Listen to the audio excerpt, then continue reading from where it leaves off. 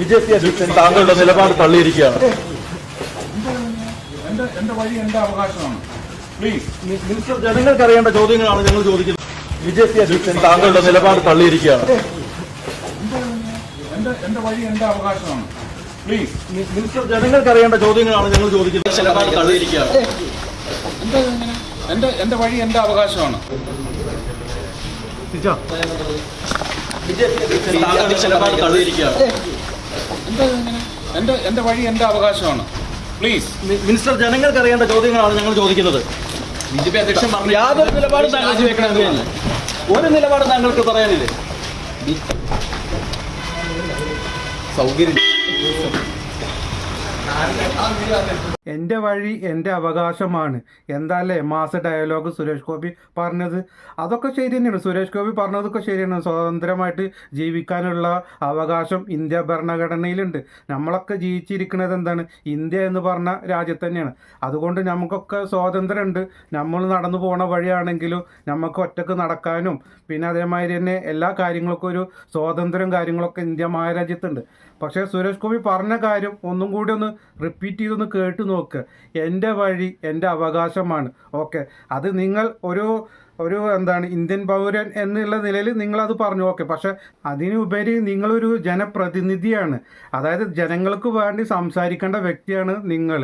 അപ്പോൾ ജനങ്ങൾക്ക് ചോദിക്കേണ്ട കാര്യങ്ങളൊക്കെ ജനങ്ങൾ ഈ മാധ്യമങ്ങളോടെയാണ് അതൊക്കെ ചോദിക്കുന്നത്. ഈ മാധ്യമ പ്രവർത്തകർ ചോദിക്കുമ്പോൾ കിട്ടുന്ന ഉത്തരങ്ങളാണ് ജനങ്ങൾക്ക് അറിയേണ്ടത്. അപ്പോൾ നിങ്ങളൊക്കെ വോട്ട് ചെയ്ത് നിങ്ങളൊക്കെ വിജയിപ്പിച്ച് നിങ്ങളെ വിട്ട് കഴിഞ്ഞാൽ പിന്നെ നമ്മളൊക്കെ കാണാൻ കിട്ടണില്ല. അപ്പോൾ ഈ മാധ്യമങ്ങൾ ചോദിക്കുന്ന ചോദ്യങ്ങൾക്ക് ഉത്തരങ്ങൾ പറഞ്ഞാലുള്ളൂ ജനങ്ങൾക്ക് അത് മനസ്സിലാവുള്ളൂ. അപ്പോൾ അതുകൊണ്ട് സുരേഷ് ഗോപി ഒന്ന് മനസ്സിലാക്കുക, നിങ്ങളൊരു ജനപ്രതിനിധിയാണ്. നിങ്ങളെ വഴി അത് നിങ്ങൾക്ക് സ്വാതന്ത്ര്യമുള്ളതാണെന്ന് നിങ്ങൾക്ക് പറയാനാണെങ്കിൽ നിങ്ങൾ ഈ രാഷ്ട്രീയത്തിലേക്കൊന്നും വരേണ്ട ആളെ അല്ല.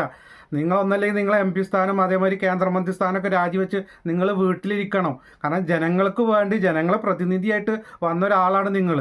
അപ്പോൾ ജനങ്ങൾക്ക് ഓരോ ചോദ്യങ്ങൾക്കും ഉത്തരങ്ങൾ നിങ്ങൾ കൊടുക്കാൻ ബാധ്യസ്ഥരാണ്. ജനങ്ങളുടെ ചോദ്യങ്ങൾക്കൊക്കെ ഉത്തരം കൊടുക്കാൻ നിങ്ങൾ ബാധ്യസ്ഥരാണ്. അല്ലെങ്കിൽ പിന്നെ നിങ്ങൾ എന്ത് ചെയ്യണം? ഈ MP സ്ഥാനം അല്ലെങ്കിൽ മന്ത്രിസ്ഥാനം കുപ്പായം നിങ്ങൾ ഇടരുത്, രാജിവെച്ച് വീട്ടിലിരിക്കണം. പിന്നെ സുരേഷ് ഗോപി കൊടുന്ന ഒരു പുതിയ നിയമം ഉണ്ടല്ലോ, ആ നിയമമൊന്നും ഇപ്പോൾ ഈ കേരളത്തിലെ ജനങ്ങളോട് നടക്കൂല.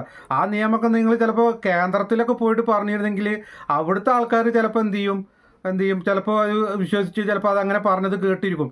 ഈ കേരളം വെച്ച് വേറെ ഏതെങ്കിലും സംസ്ഥാനത്ത് പോയി പറയുന്നത് അത് നല്ലത്. നിയമം എന്താണെന്നുള്ളത് നിങ്ങളൊന്ന് കേട്ട് കഴിഞ്ഞാൽ നമുക്ക് മനസ്സിലാവും ഇങ്ങനെയൊക്കെ പിടിച്ചിട്ട് എന്തിനാണ് ജയിപ്പിച്ചത് എന്നുള്ളത്. ആ തൃശ്ശൂരുകാരുടെ ഒക്കെ ഒരു അവസ്ഥ നിങ്ങൾ മനസ്സിലാക്കേണ്ടത്, ഞാൻ അമ്മയിൽ എപ്പോഴുണ്ട്. അമ്മയിൽ നിങ്ങളിത് പോയി ചോദിക്കുക, അല്ലെങ്കിൽ അമ്മയിൽ നിന്ന് ഞാൻ ഇറങ്ങി വരുമ്പോൾ എന്നോട് ചോദിക്കുക. ഞാനിതൊരു നിങ്ങൾക്ക് ഇതിൻ്റെ വിശുദ്ധി അറിയില്ലേ? ഞാൻ അവിടെ നിന്നാണ് ഇറങ്ങി വന്നിരിക്കുന്നത്. ഇതിനെ റിലേറ്റ് ചെയ്ത് എന്തെങ്കിലും നിങ്ങൾക്കറിയാനുണ്ടോ? ചോദിക്കൂ.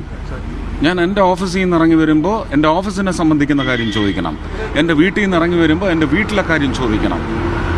അമ്മ അസോസിയേഷനിൽ നിന്ന് ഞാൻ ഇറങ്ങി വരുന്ന സമയത്ത് നിങ്ങൾ അതുമായിട്ട് റിലേറ്റ് ചെയ്ത കാര്യങ്ങൾ ചോദിക്കൂ പ്ലീസ്. ഇതൊരു വ്യക്തിപരമായ സന്ദർശനം ഇല്ല, ഇത് നിങ്ങളുടെ തീറ്റയാണെന്നാണ് ഞാൻ മനസ്സിലാക്കുന്നത്. നിങ്ങളുടെ മീഡിയയ്ക്കുള്ള ഒരു തീറ്റയാണത്. നിങ്ങളത് വെച്ച് കാശുണ്ടാക്കിക്കോളൂ, ഒരു കുഴപ്പമില്ല.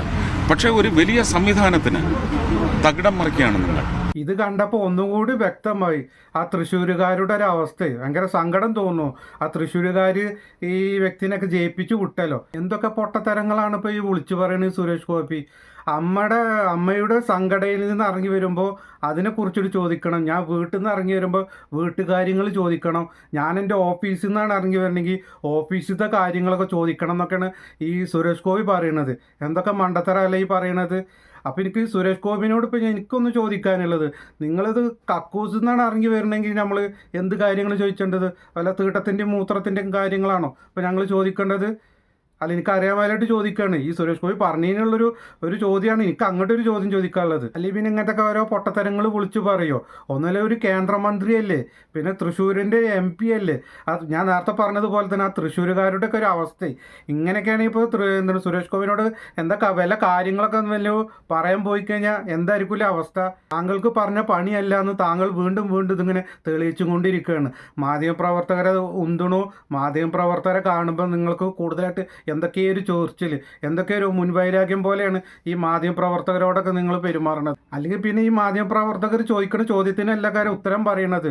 ഒരു ചോദ്യം അങ്ങോട്ട് ചോദിച്ചു കഴിഞ്ഞാൽ ഒരു 10 ചോദ്യമായിട്ട് ഇങ്ങോട്ടാണ് വരുന്നത്. കാരണം യാതൊരു ബന്ധമില്ലാത്ത ഉത്തരങ്ങളൊക്കെയാണ് ഇപ്പോൾ ഈ സുരേഷ് ഗോപി പറഞ്ഞുകൊണ്ടിരിക്കുന്നത്. അപ്പോൾ എന്താണെങ്കിലും സുരേഷ് ഗോപിക്ക് പറഞ്ഞ പണിയല്ല എന്നുള്ളത് വീണ്ടും വീണ്ടും തെളിച്ച് കഴിഞ്ഞിരിക്കണം.